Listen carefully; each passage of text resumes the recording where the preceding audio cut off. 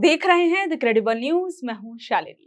देश में बाबाओं की लिस्ट में धीरेंद्र शास्त्री आजकल उस खिलाड़ी की तरह हो गए हैं जो कथा कम और विवादों के विकेट ज्यादा गिरा रहे हैं। एक तरफ तो लाखों की भीड़ और आस्था का सैलाब जो है वो उनके साथ है और उनको बाबा मानकर पलकों पर बिठाए हुए, लेकिन दूसरी तरफ बाबा का हर दूसरा बयान किसी न किसी नई मुसीबत का पर्चा फाड़ देता है। इस बार मामला और बड़ा हो गया क्योंकि नाम जुड़ गया छत्रपति शिवाजी महाराज का। सोचिए, एक ऐतिहासिक नाम जो है वो बाबा के विवादों से जुड़ जाता है। नागपुर के एक मंच से कही गई बात ने ऐसा बवाल खड़ा कर दिया कि बागेश्वर धाम को सफाई देनी पड़ गई और माफी मांगनी पड़ गई। दरअसल नागपुर में एक बड़ा कार्यक्रम था, मंच पर बड़े बड़े नाम मौजूद थे। देवेंद्र फडणवीस, मोहन भागवत जैसे तमाम लोग मौजूद थे। इसी मंच से धीरेंद्र शास्त्री ने छत्रपति शिवाजी महाराज को लेकर एक बात कह दी।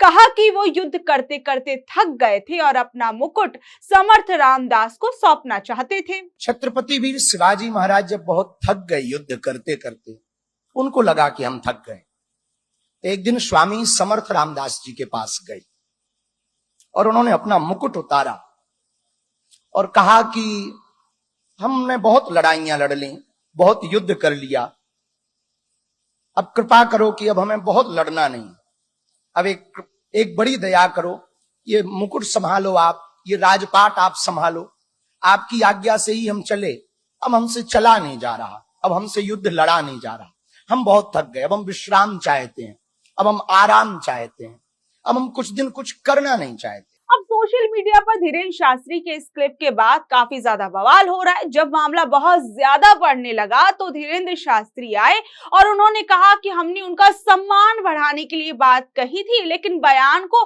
गलत तरीके से पेश कर दिया गया। हमारी सभी मीडिया से प्रार्थना है कि हमारे जो बयान पर अनर्गल लोग प्रस्तुतियां और टिप्पणियां कर रहे हैं, उन तक हमारी बात को जरूर पहुंचा दें कि हमारा भाव क्या था, हमारे स्वभाव में क्या है। साधु कभी किसी की निंदा नहीं कर सकता और फिर छत्रपति वीर शिवाजी की निंदा करके भला भारत में कोई रह सकता है क्या?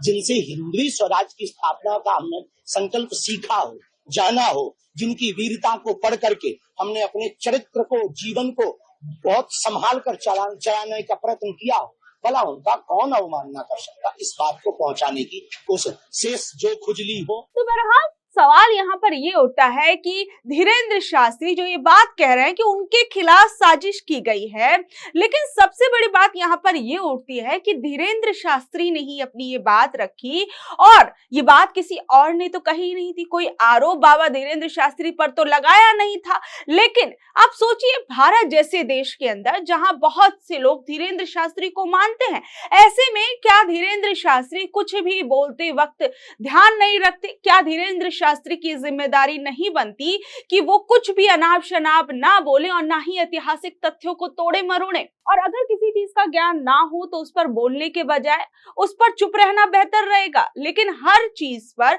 बाबा का ज्ञान ऐसे आ जाता है जैसे मानो सबसे परम ज्ञानी बाबा बागेश्वर धाम हो गए हैं। अभी आप देखिए, हाल फिलहाल में ही धीरेंद्र शास्त्री की कथा का एक मामला सामने आया, जिसमें एक महिला जो खुद को हाई कोर्ट की समीक्षा अधिकारी बता रही है, उसने बताया कि बाबा बागेश्वर के धाम में वो गई, वहां पर उसे बाउंसर्स ने घसीटा और उसको बहुत सारी चोटें आई हैं। आप देखिए उस महिला की पीड़ा।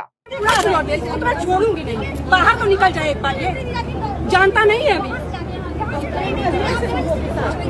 ऐसे नीचे से निकाला है, पूरा हाथ कट गया, पीछे पीठ कट गया, यही गिरा के मारना जानता नहीं है। मैं कौन? मैं भी तैयारी करूं, मैं भी हाई कोर्ट समीक्षा अधिकारी हूँ। देखिए, जहां एक तरफ ये तमाम चीजें इस वक्त चल ही रही थी, वहीं दूसरी ओर नागपुर से एक और मामला सामने आया। दरअसल अखिल भारतीय अंधश्रद्धा निर्मूलन समिति के प्रोफेसर श्याम मानव ने धीरेंद्र शास्त्री को एक बड़ी चुनौती दे दी है और उस पर 80 लाख रुपए का इनाम रखा है। नागपुर की अंधश्रद्धा निर्मूलन समिति ने धीरेंद्र शास्त्री के चमत्कारों को परखने के लिए 3 शर्तें रख दी है और बाबा को चैलेंज कर दिया है। दरअसल उन लोगों का ये कहना है कि बाबा को 10 बंद लिफाफे दिए जाएंगे और उन्हें बिना खोले ये बताना होगा कि उन लिफाफों के अंदर किन 10 लोगों के नाम हैं, उनके मम्मी पापा के नाम, उनकी सही उम्र और उनका मोबाइल नंबर उस लिफाफे के अंदर लिखा है। यानी पर्चा बिना मिले ही बनाना होगा बाबा को। बाबा को एक जगह बैठाया जाएगा, उसके बगल वाले बंद कमरे में 10 अलग अलग चीजें रखी जाएंगी। बाबा को अपनी शक्ति से ये बताना होगा कि उस बंद कमरे में कौन कौन सी चीजें रखी गई हैं। और ये पूरा टेस्ट नागपुर में होगा और इसकी वीडियो रिकॉर्डिंग की जाएगी। साथ ही दोनों तरफ 5-5 लोग वहां पर मौजूद रहेंगे, कुल मिलाकर 10 लोग, ताकि कोई धोखाधड़ी ना होने पाए। लेकिन वहीं दूसरी ओर आप देखिए, धीरेंद्र शास्त्री कहते हैं कि शक्तियां मेरी नहीं है, बालाजी की हैं। उनका कहना है कि उन्हें इसलिए घेरा जा रहा है क्योंकि वो धर्मांतरण के विरोध में बोल रहे थे। अब सवाल यह है कि अगर शक्तियां दिव्य है तो टेस्ट से कैसा डर। प्रोफेसर मानव तो यहां तक आरोप लगा रहे हैं कि नेताओं और जजों के संरक्षण की वजह से बाबा पर कोई हाथ नहीं डाल पाता है। बाबा सिर्फ दरबार नहीं लगाते, वो राजनीति के पिच पर भी बैटिंग करते हैं। आप देखिए, सबसे बड़ी बात, अगर धीरेंद्र शास्त्री जिस तरीके से अपने दरबार में बैठकर लोगों की पर्चियां निकालते हैं, क्या ठीक उसी तरीके से वो इस समिति के चैलेंज को स्वीकार करेंगे और नागपुर के अंदर क्या जो चैलेंज उन्हें दिया गया है क्या वो उसे पूरा करेंगे? ये अपने आप में सबसे बड़ा सवाल है। और आप देखिए कि किस तरीके से अभी हाल फिलहाल में जब बिहार गए थे धीरेंद्र शास्त्री, तो उन्होंने ये तक कह दिया कि हिंदू राष्ट्र बनाया जाएगा, जिसके बाद तो आप सोचिए नीतीश कुमार सरकार से भी उनकी ठन गई थी और उसके बाद उनके पोस्टर जलाए गए, उनकी पोस्टर्स पर कालिक पोती गई, उन्हें चोर और 420 तक कह दिया गया था। अभी आप धीरेंद्र शास्त्री का एक बयान देखिए, खुद कुंवारे हैं, अभी उन्होंने शादी नहीं की है, लेकिन बाबा क्या कहते हैं कि हिंदुओं आप 4 बच्चे पैदा करिए और 1 बच्चा आप आरएसएस को दे दीजिए। जनसंख्या नियंत्रण की बहस के बीच इस बयान ने आग में घी डाल दिया। सोचिए, जहां एक तरफ भारत जैसे देश के अंदर जनसंख्या को लेकर पहले ही कहा जाता है कि इस पर नियंत्रण करने की जरूरत है, क्योंकि बढ़ती हुई जनसंख्या जो है कहीं ना कहीं देश के विकास में अड़ंगा डालती है। ऐसे में जो एक सस्टेनेबल डेवलपमेंट के लिए जरूरी है कि जनसंख्या पर भी नियंत्रण किया जाए। वहीं दूसरी ओर धीरेंद्र शास्त्री कहते हैं आप 4 बच्चे पैदा करिए और उसमें से 1 बच्चा जो है वो आप आरएसएस को दे दीजिए। सोचिए, धीरेंद्र शास्त्री जो ये सलाह दूसरे लोगों को दे रहे हैं, क्या वो खुद भी 4 से 5 बच्चे पैदा करेंगे? क्या धीरेंद्र शास्त्री ने औरतों को बच्चा पैदा करने की मशीन समझ लिया है कि आप 4 बच्चे पैदा करिए, आप 5 बच्चे पैदा करिए? आखिर में धीरेंद्र शास्त्री होते कौन है ये बताने वाले कि किस दंपत्ति को कितने बच्चे पैदा करने चाहिए? सोचिए, क्या आज के समय में महंगाई के इस दौर में 4-4 बच्चे पालना क्या आसान है? क्या बाबा के बस ये कह देने भर से कि आप 4 बच्चे पैदा करिए, 5 बच्चे पैदा करिए, तो क्या ऐसे में जो बच्चे पैदा होंगे क्या उनका भविष्य संवारने का काम धीरेंद्र शास्त्री करेंगे? उन्हें अच्छी शिक्षा देना, अच्छा स्वास्थ्य देना, और क्या ये तमाम चीजों का इसकी जिम्मेदारी क्या धीरेंद्र शास्त्री लेंगे जो वो दूसरों को 4-4 बच्चे पैदा करने की सलाह दे रहे हैं?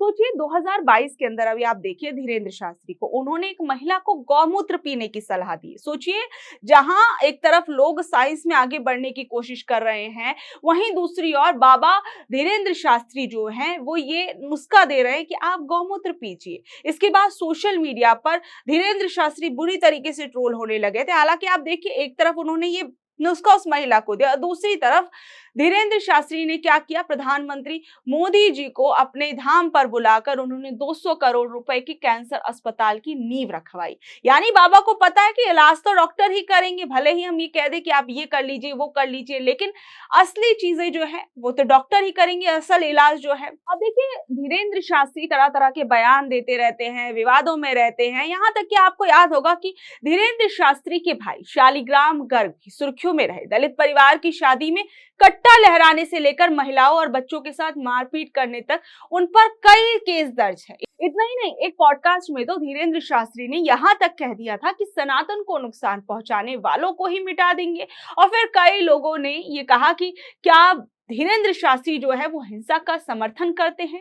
क्या एक आध्यात्मिक गुरु को ऐसी भाषा का इस्तेमाल करना शोभा देता है? पर शायद बाबा को पता है कि जब तक बड़ी बड़ी शक्तियां उनके पीछे है तब तक उनका कोई कुछ नहीं बिगाड़ सकता। तो दोस्तों, धीरेंद्र शास्त्री का ये सफर आस्था और विवादों के बीच झूल रहा है, जहां एक तरफ धीरेंद्र शास्त्री अभी हाल फिलहाल में नागपुर की घटना के बाद काफी ज्यादा ट्रोल होने लगे थे, और आपने तस्वीरें देखी कि किस तरीके से धीरेंद्र शास्त्री का जो विरोध है वो हो रहा था, और काफी ज्यादा महाराष्ट्र के अंदर तो लोग गुस्से में नजर आ रहे थे, क्योंकि हम सब जानते हैं कि महाराष्ट्र ही नहीं देश भर के अंदर शिवाजी महाराज को लेकर लोगों की क्या आस्था है, किस तरीके से लोग उन्हें देखते हैं। और ऐसे में धीरेंद्र शास्त्री जो थे ऐतिहासिक तथ्यों को तोड़ मरोड़ कर अपनी बात रख रहे थे और कहीं ना कहीं वो इस बीच में फंस गए और उन्हें सामने आकर माफी मांगनी पड़ी, क्योंकि लोगों का गुस्सा इतना चरम पर पहुंच गया था कि वो संभालना मुश्किल हो गया था। बहरहाल आप लोग इस बारे में क्या कुछ कहेंगे, नीचे दे कमेंट बॉक्स में अपनी राय जरूर बताइएगा।